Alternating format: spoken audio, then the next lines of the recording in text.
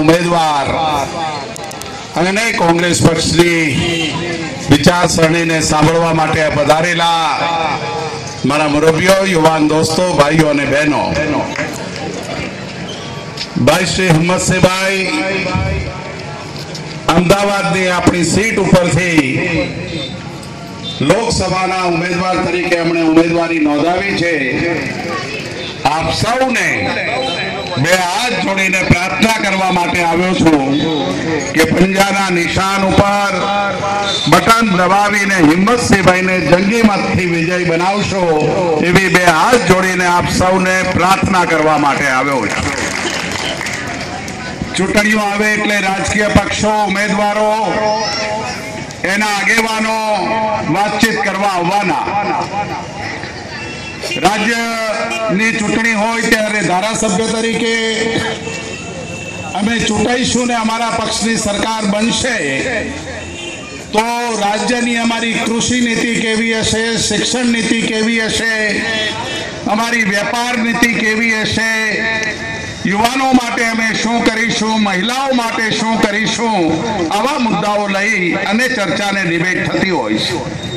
લોકસભાની ચૂંટણીઓમાં પણ અમારી વિદેશ નીતિ, અમારી ડિફેન્સ, અમારી સંરક્ષણ નીતિ, દેશ અને દુનિયા સાથેના અમારા વ્યાપારિક સંબંધો, આ દેશમાં શિક્ષણની નીતિ કેવી હશે, આ દેશમાં જે પછાત રાજ્યો છે એના માટે અમે શું કરીશું, આ મુદ્દાઓને લઈ અને ચૂંટણીઓ થતી હોય છે મિત્રો।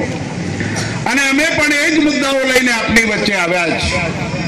ભૂતકાળની સરકારો તમે જો જ્યારે પણ ઐતિહાસિક નિર્ણયો લીધા ત્યારે અમારી સામે જે પક્ષો ચૂંટણી લડી રહ્યા છે એ વખતે એમણે એટલો ઓહાપો કર્યો કે આખો દેશ જાણે ગીરવે મુકાઈ જતો હોય એવી વાત કરી। 21મી સદીના સ્વપ્ન દ્રષ્ટા જેણે 18 વર્ષે યુવાનને અધિકાર આપવાની વાત કરી ત્યારે અમારી CWCની કમિટીની અંદર અમારા એક વયોવૃદ્ધ આગેવાને એમ કહ્યું કે રાજીવજી, सोच समझ के निर्णय लो। 18 साल के नौजवान को मत का अधिकार देना बंदर के हाथ में पत्थर देना बराबर होगा। और ये वक्त राजीवजीए कह્યું હતું કે પંજાબમાં જો 18 વર્ષનો યુવાન ખાલિસ્તાનની માગણી કરતો હોય, આસામમાં 18 વર્ષનો યુવાન બોડો આંદોલન ચલાવતો હોય, આ નોર્ધન સ્ટેટમાં જે યુવાનો છે 17 ને 18 વર્ષે હાથમાં રાઇફલ અને બોમ્બ લઈ અને આ દેશની લોકશાહીને તોડવા માંગતા હોય તો મારે એના હાથમાંથી બંદૂક લઈ લેવી છે, મારે એના હાથમાંથી બોમ્બ લઈ લેવા છે, મારે એના હાથમાંથી બંદૂક લેવી છે, એને બેલેટ આપવું છે, મતનો અધિકાર આપવો છે। રાજીવ ગાંધીની સરકાર ન ગમતી હોય તો એ મતનો અધિકારનો ઉપયોગ કરી અને સરકારો બદલી શકે એ તાકાત આપવાનું કામ 18 વર્ષના યુવાનને મત આપવાનું કામ રાજીવ ગાંધીએ કર્યું હતું।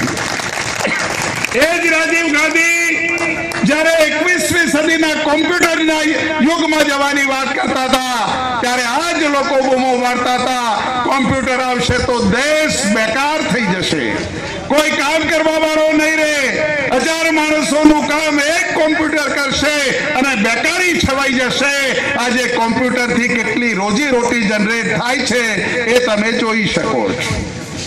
અમે બંધાયા હતા લોકોની સાથે, ખેડૂતોને આત્મહત્યાઓ થતી હતી, 71,000 કરોડના દેવા ખેડૂતોના નાબૂદ કર્યા ત્યારે આ લોકો બૂમો પાડતા હતા લોકસભામાં કે 71,000 રૂપિયા તમે સરકારના આપશો, બેંકો બંધ થઈ જશે, દેશ દેવાળીઓ બની જશે અને ડંકાની ચોટ ઉપર અમે નિર્ણય લીધો કે આ ખેડૂતોના 71,000 દેવા નાબૂદ કર્યા અને ખેડૂતોને અમે રાહત આપી।